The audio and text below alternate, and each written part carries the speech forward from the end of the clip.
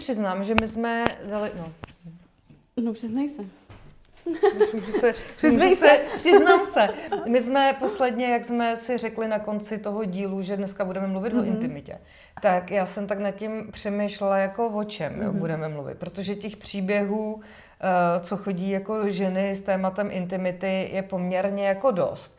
Ale přemýšlela jsem nad tím, jaký konkrétně tady ten příběh bychom vytáhli, jo. A mě tam konkrétně přišel jeden, protože mi přišla teďko klientka a právě řešila intimitu, takže to bylo úplně jak na zavolanou. A samozřejmě ví o tom, že točíme podcast, jasný, to je jasný. Taky moc děkujeme. To je jasný. Ne, tak ale ono jako, sice přišla teďko klientka, ale mně přijde, že to je téma ne jedné klientky. A řeší to, že s tím svým partnerem spolu nemají sex. Jo? Jenom ještě řeknu zase taky na začátek, že intimita nerovná se jenom sexuální intimita. Jo? To taky máme takový hodně jako přesvědčení, že když se řekne intimita, tak je to jenom o tom sexu, o té posteli, ale ono to tak není. My jako máme intimitu na všech možných různých jako úrovních a můžeme mít intimitu v sexu, ale máme třeba intimitu, nebo já ji vnímám tak, že to je nějaký prostor, kde jsme k sobě otevřený a kde si řekneme úplně všechno. Jo, a tu intimitu můžeme mít jak v tom partnerském vztahu, a co si myslím, že je úplně super. Já třeba jako to vnímám u mě doma, kdy my tam máme tu intimitu v tom, že si opravdu dokážeme říct úplně všechno, i když to někdy není úplně jako příjemný, ale přijde mi, že v tom je právě ta intimita, že si to dovolíš. Že si dovolíš tomu partnerovi říct všechno, jak to cítíš a nemusíš absolutně něco zaobalovat, něco jako mlžit, ale že si to řeknete úplně na férovku. Jo? A to mi přijde, že je taky určitá část jako intimity. To se mi líbí, jako přemýšlet i nad tím vlastně, kde teď jsem se úplně zamyslela, kde já mám tu intimitu, že třeba mám jinou s tatínkem Emičky, to je úplně jako jiná, jo, tam se znáš prostě skrz na skrz. Ale zase třeba úžasnou intimitu mám se svým nejlepším kamarádem, s Vašíkem, jo, nebo i na těch výcvicích, kterých tam je obrovská intimita, tam jako ukazuje, že kdyby jiný části sebe, a myslím si, že třeba ty holky na tom svém výcviku mě znají jako nikdo jiný, jo. Tak třeba i pro mě je tohle intimita, nejenom prostě vlíz do té postele. Jo.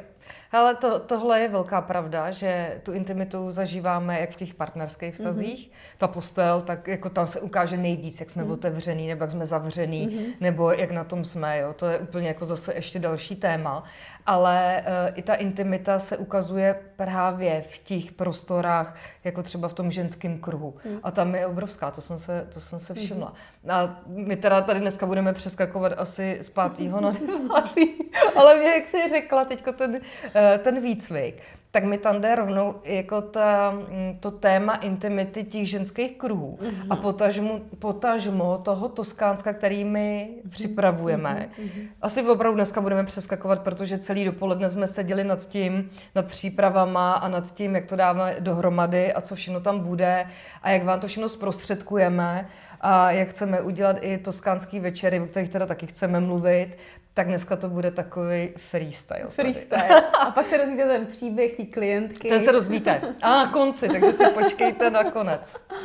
Jo, ale tím se ještě jako vrátím teda k těm ženským kruhům a do tomu Toskánsku, že právě tam si taky sáhnete na nějakou část intimity. Ať už teda jako v té skupině, že jo, která bude uzavřená a kterou povedeme tak, aby právě jste si sáhli na tu intimitu, jak jako tu skupinovou, tak ale i na tu svoji vnitřní, protože i ta část intimity za mě je o tom, že dokážu být upřímná sama k sobě a dokážu se ponořit do nějakých svých hlubokých témat, tak to taky můžeme klidně vnímat jako intimitu. Jo? Rozhodně. A teď se vrátím teda k té klientce. Pojď, protože mě k tomu napadá úplně všechno možný na další hodinu. No. Já se vrátím ke klientce, nebo můžu říct, že těch klientů nebo klientek je víc s takovýmhle tématem. A ona přišla teda s tím, že je s partnerem, jsou spolu už x let, ale absolutně tam nefunguje právě ta sexuální intimita. Jo? a že spolu nemají žádný sex, že ona s ním spát nechce, on, že s ní spát teda jako chce, ale jí, že tam jako brzdí nějaký jako věci fyzický u něj a nedokázala mu to říct. Jo? A tohle právě bylo to téma, kdy my jsme přišli jako na to během toho sezení, během té konstelace, ještě než jsme ji začali vůbec stavět, že zase je to o té komunikaci, že ona nedokázala mu říct nějaký věci, s kterými on by třeba dokázal i něco jako dělat, ale on o nich vůbec neví, že jako dělá, nebo že právě jako nedělá, jo. A tam konkrétně to bylo to, že on jí moc jako nevoní, jo. Že si vyčistí zuby, když jako spolu mají nějaký jako intimní chvilku, ale že stejně ona z něj pořád něco jako cítí. A to, že jí velmi brzdí k tomu mít s ním jako ten intimní vztah. Teď jsem teda u postele, teď jsem u sexuálního vztahu. Jo. No tak o tom asi byl ten její příběh, se kterým ona přišla, co jí trápilo, což je jako naprosto opodstatněný, když jako nemáš ve vztahu tuhle intimitu, tak asi tam něco. Ale řekni mi, jako on jí nevoněl jako z pusy, nebo jako celkově jako člověk? Ale ona říkala, že jí nevoní z pusy, ale že občas jí nevoní ani jako fyzicky. A ty feromony, že? Přesně ta chemie, jo. Ale přitom říkala, že ji jako přitahuje, ale když je tam tohle, takže do toho jako absolutně nemůže jít. A teď jako co s tím má dělat, no to mi řekni, co s tím má dělat, no říct mu to, že jo. Jo, říct mu to, protože, a ona říká, no ale já když mu to řeknu, tak já ho přece urazím. On bude úplně jako, bude naštvaný, bude se cítit trapně, že jako mi nevoní, jo, z pusy třeba, jo. No ale jak to chceš řešit?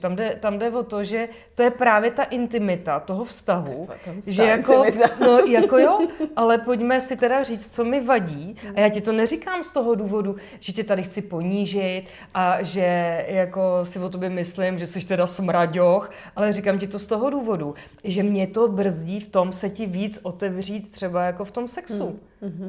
No, počkej, a co vyšlo z té konstelace? No hele, tam jako v konstelaci, ještě když jsme stavili konstelaci, tak tam toho bylo jako víc, jo, tam nebylo jenom tohle, ale tam jsme se zase motali ještě, tam byly další věci, protože ona je velmi taková jako akční, jo, má nějaký jako asi 2-3 pejsky, s kterýma chodí pravidelně ven a ten její partner o tom moc jako nestojí, jo, on jako nejradši jako doma, hraje něco na počítači, jo, spíš kouká jako na televizi, na seriály a moc ho to netáhne do přírody, moc ho to netáhne jako ven dělat něco aktivního.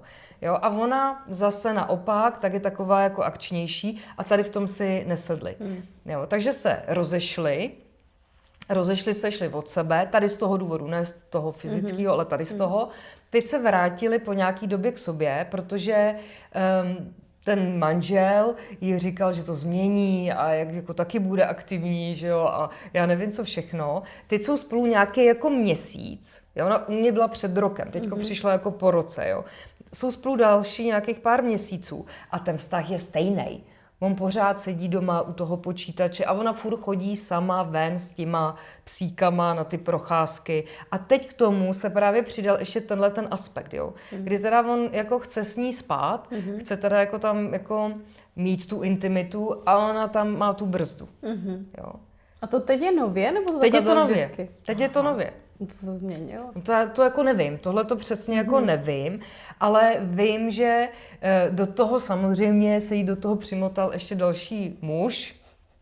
Jo, takže, to je velmi košatý příběh. takže v tom je ještě další muž, kde teda tam tu intimitu velkou jako cítí, sexuální, ale zase tam nemá jiný věci. Jo? A to se furt můžeme jako bavit i o tom, že asi já jako nevím, jo, ale setkala jsi se někdy s člověkem, který by měl jako partneři, že by byli partneři spolu. Možná to můžete i vy nám napsat do komentářů, jo.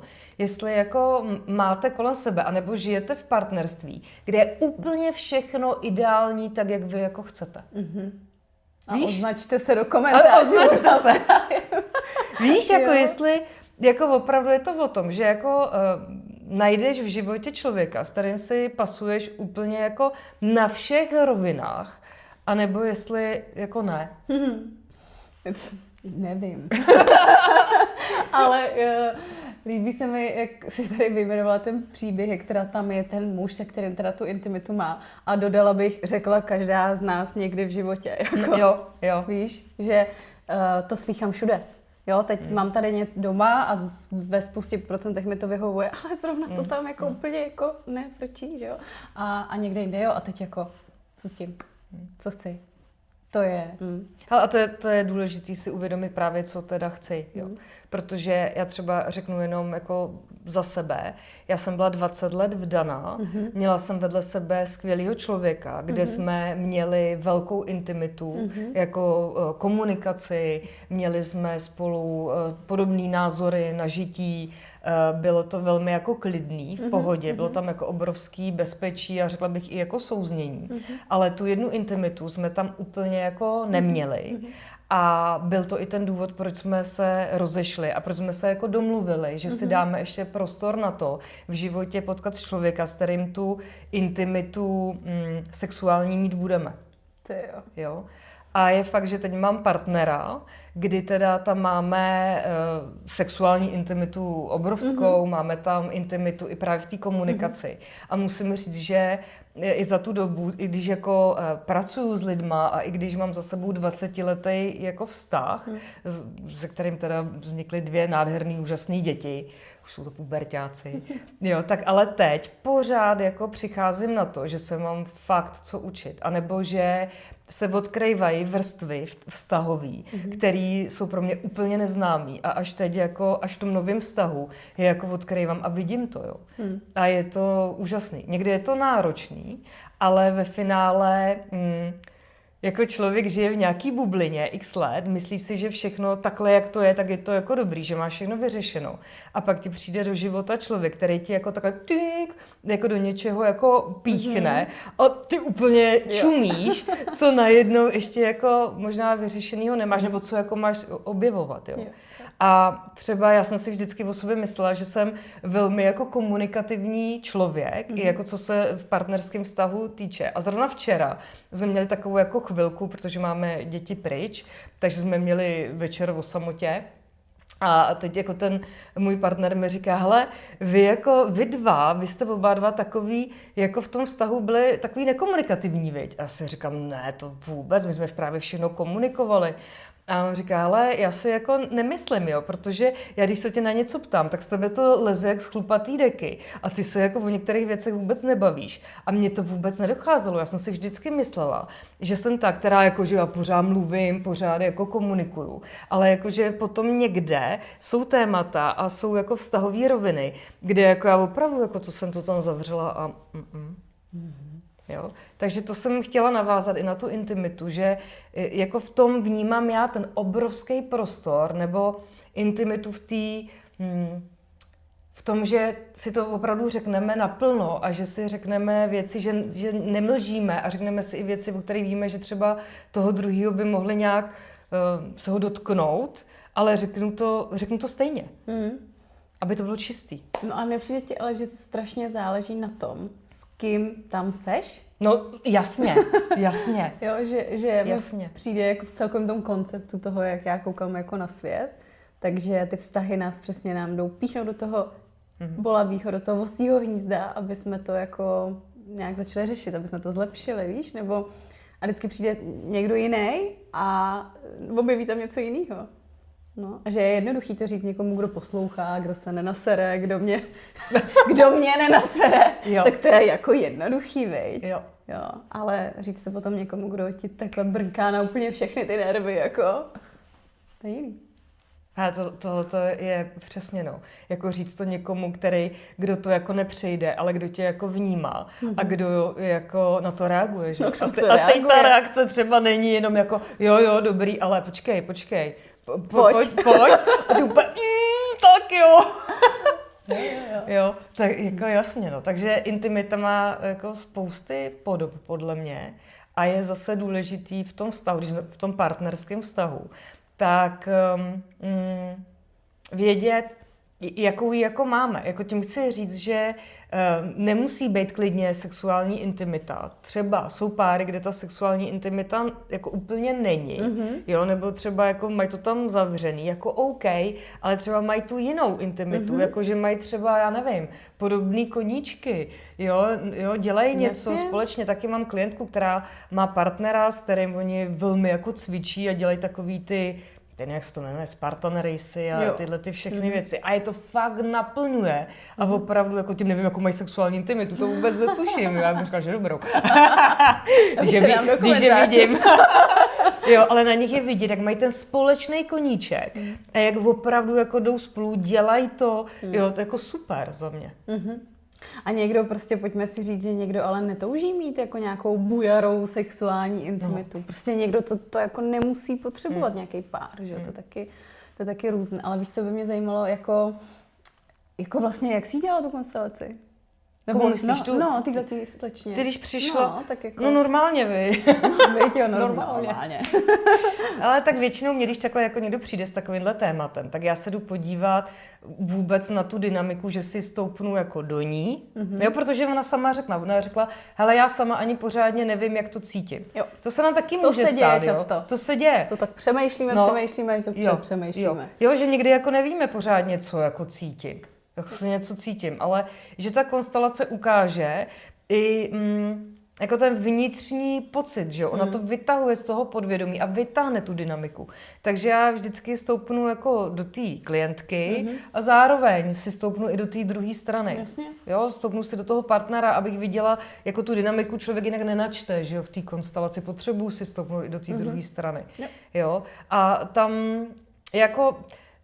Já jenom řeknu, že ta otázka byla taková, jako co s tím, co jako cítím. Jo.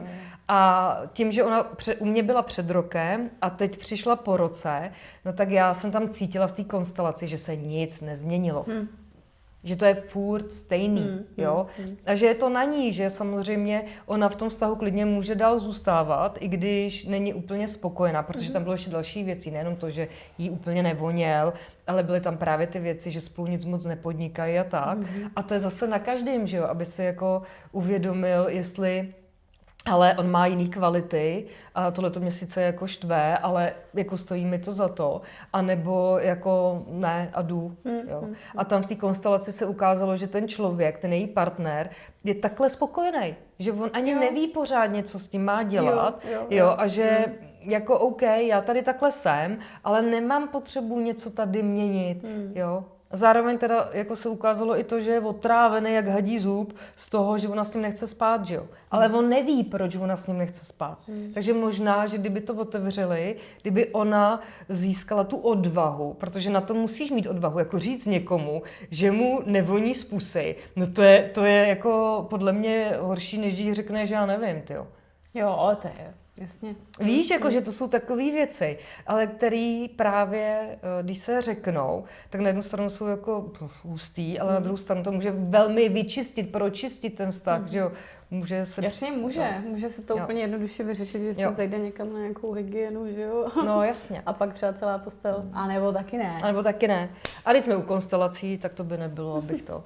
Tak jenom řeknu ještě, teď neřeknu přímo jako příběhy z konstelací, ale řeknu ty dynamiky, protože to bychom tady byli, že jo, dlouho. Ale teď mi to tam jede, ty dynamiky, které jako určují i tu intimitu, kterou my jako máme, jo. No řekni. A teď se vůbec nebavím jenom o té sexuální, ale celkově. Intimita za mě je schopnost být otevřená. Být otevřená, přijímat a dávat. Jo, to si myslím, že je velká jako část intimity. Je to o tom i, jak jsem schopná, nebo hodně jako vidíš, když se tě jako dotknu, jo, nebo jo, tak jestli jako jak je ti to příjemný, jak to tělo reaguje, protože to máme všechno v těle. A ta intimita hodně jako konstelačně se ukazuje, že může být i jako poděděná, jo. A poděděná v tom smyslu, že třeba, teď řeknu příklad konstelační, když třeba zůstane... Jsou rodiče, který se často hádají, který jim to nefunguje a teď je tam dítě, který to vidí, který tu atmosféru nasává, no tak samozřejmě to může mít vliv na jeho intimitu. jo. Velmi v konstelacích tím, že já hodně pracuji s rodama a hodně jako chodím do těch ženských rodů a i do těch mužských a to je to, co já hlavně dělám, že Tanka mě to nejvíc pouští, tak vidím, že u žen je hodně intimita spojená s tím, jak to mají u sebe v tom ženském rodě. Jo? Jasně, nejblíže nám maminka, takže jak to má ta mamka, ale kolikrát se v té konstelaci ukáže, že tam vidíš tam ten zástup žen, který jsou chladný, který jsou nešťastný, který nemají důvěru v muže, který jsou ublížený, který jsou zrazený, jako je tam velmi jako bolesti. Jako řekla bych, jaký rod tu bolest v sobě nemá, jo? Jako máme to tam skoro všechny, jo. Ale že i tahle ta bolest rodová může někde jako vyjít na ten povrch a právě třeba to může být, jako, ono to dělá skoky, že jo? A tomu se říká takzvaný transgenerační přenosy. A my nikdy nevíme, kde jako vylezou, u koho, v jaký formě. Jo? Ale u těch žen právě to může vylézt tady nějakou jako intimitou. Nebudu chodit daleko. Známe, ona to taky ví. Máme ve svém okolí ženu, která taky takhle pracuje konstelačně, která je velmi jako napojená a která velmi řeší jako sexuální intimitu. A jednou takhle jsme dělali nějakou jako konstelaci a ona hodně mluvila o tom, že když jako pracuje sama se sebou, že protože jako ženy můžou že různě pracovat se sebou přes nějaký, já nevím, vaginální mapování, přes nějakou jako péči přes tělo, tak ona když takhle jako se sebou pracovala, takže jí tam hodně se spouštěly různý jako traumata sexuální. Jo? A teď v té konstelaci, tak jako když jsme se do toho napojili, tak já jsem tam viděla, že ty její traumata nebyly ale jako její, jo? Že ona opravdu, ten její ženský rod byl tak jako plnej toho ublížení na té ženské duši, byly tam nějaké znásilnění, byly tam tyhle věci, které jako ta holčina si nesla v sobě. A ona tím, jak je velmi citlivá a jak je velmi taková jako napojená a všechno to táhne a je to taková ta, já bych řekla taková, ono se jim říká jako hledači v rodě, jo? Nebo takový to světlo toho rodu. Jako zkrátka ten člověk, který to nemá úplně jednoduchý, ale který jako vytahuje ty rodový, přes něj to jde, on to jako dává. Mám husí kůži. Jo, tak jako tam to bylo vidět, že ona si nesla hodně těch traumat, který ale nebyly její, ale byly ty rodový. A vím, že když se jako to pojmenovalo, když v té konstelaci tohle zaznělo a prošlo to, takže jí se velmi ulevilo. Jo. Tak to mi přijde, že tím taky jako intimita, že jako tu intimitu my si i táhneme rodově. Jo, já jsem to zavnímala na spoustě konstelací, u kterých jsem byla, že vlastně ty ženy přicházejí s různýma tématama, od přesně intimity, jako necítím se jako žena, že jo, ta ženská energie, nebo až do postele, že jo, to jde, ten sex, nelíbí se mi to, nechci to, nefunguje nám to, nevím, proč to dělám. Různý jako témata a když se ta konstelace rozloží, tak tam vylezou věci, že někdy jako čumím. No jo, ale pak se ti to změní v té realitě, že jo. Jako nějaká ta část toho celku je zaléčená a já věřím tomu, že zrovna u této holčiny to pro ní bude naprosto jako transformační. No, ale taky jako pracuje se sebou na mnoha úrovních, jo? To si tady nemůžeme myslet, že nás tady spasí jedna jediná věc, to je prostě cesta. No, jako nespasí, no. Ale výrazně to pomáhá. Hele, já si myslím, že když ti přijde, je to člověk od člověka, ale když ti přijde člověk, který je úplně nepolíbený konstelacema, který jako na to moc ani není a teď mu píchneš do sexuálních nějakých jako traumat, nebo tady do té citlivé oblasti, tak tady musí člověk být opravdu opatrný, protože ty toho člověka můžeš úplně jednoduše retraumatizovat. A to jako nechcem, že jo? Jo, takže ono, a zase jo, já si říkám, že stejně to vědomí nebo ta bytost je tak inteligentní na to, že vždycky ti pustí, nebo jako to podvědomí tě vždycky pustí jenom to, co jako ty dokážeš zpracovat. Jo, jako ten člověk, co dokáže zpracovat. Že ty se stejně hloubš jako nedostaneš. Jo, anebo, no promiň. No ne, nad tím jako přemýšlím, že když mě třeba takhle, když mi přijdou lidi, tak já, když tam třeba něco takového vidím, tak ale ty přece víš, komu to můžeš říct a jestli to máš říct, jo. Některé věci se prostě říkat nemají. Tak. Ale to je zase jako asi ta práce těch konstelářů. Nás konstelářů. To nejdivnější slovo na světě, ale ano. No, to taky nevím, jak jako facilitátor konstelací, nebo průvodce, nebo konstelář, nebo víš co, to je takový, no. No, ale to si myslím, že je tady daný tady tou Českou republikou. Víš, třeba v angličtině jsou to nádherný jako slova na to, jako soul healers, light workers. A prostě jako je to hezký. Je to a tady hezký, prostě jsme jak tvé dřevorubec. No ne, počkej, ještě jednu věc jsem ti chtěla říct. Že ještě jako k téhle konstelaci, jo, že mi přijde hrozně super a mně taky chodí klienti, i ženy, i muži na tohle téma, jako ty intimity, ale sexuální. Protože jako jo, je to téma. A co mi tam přijde úplně skvělý je, že ty se tam jdeš, ty nad tím přemýšlíš doma x měsíců, týdnů, probereš to s kámošema, s kámoškama, hospoda, víno, tohle, přečteš si spoustu rád na internetu a na Instagramu, ale stejně nad tím přemýšlíš.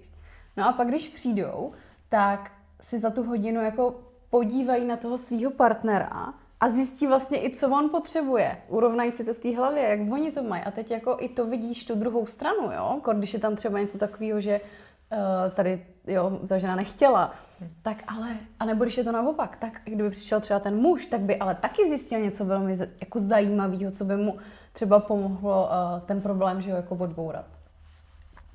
Víš? Hele, vím, protože teď, když říkáš, že by přišel i ten muž, mně přišli, já nevím, jestli jsem o tom nemluvila taky, jo, mně přišli na konstelace jako páry, což je super, když přijdou oba dva ty lidi. Když opravdu přijdou a přišli na skupinu, si pamatuju, bylo dobrý, přišli na skupinu a teď jako si za sebe postavili, že jo, ty roleplayery a bylo to moc fajn, protože oni na sebe koukali teďko v těch dynamikách, měli to jak kino, že jo, měli to jak film, ale opravdu potom odcházeli z té konstelace a bylo to jako super, protože si tam uvědomili oba dva v ten jeden čas, v ten jeden moment, nebylo to takový to, hele, ty chodíš na konstelace, Bůh ví, co tam se jako všechno děje a ty by si měl dělat to a to. Ne, pojďme oba dva, ať tam vyleze cokoliv, tak to vidíme. Tak tomu říkám intimita. Tomu říkám, jo. Ty jo, jako jo. Tak tomuhle jo, jako. Jo. Kam se hrabe, kam se hrabou různé sexuální praktiky. Pojďme spolu na konstelace. jako jo. No. Tam se vyhrabou jako velký věci. No, super. Krásný. Já bych takhle asi intimitu dneska zavřela. Jo. My se k ní možná zase někdy vrátíme. A takhle to necháme. Takhle to necháme, tak jo. Tak já jenom doufám, že se nám to nevyplo.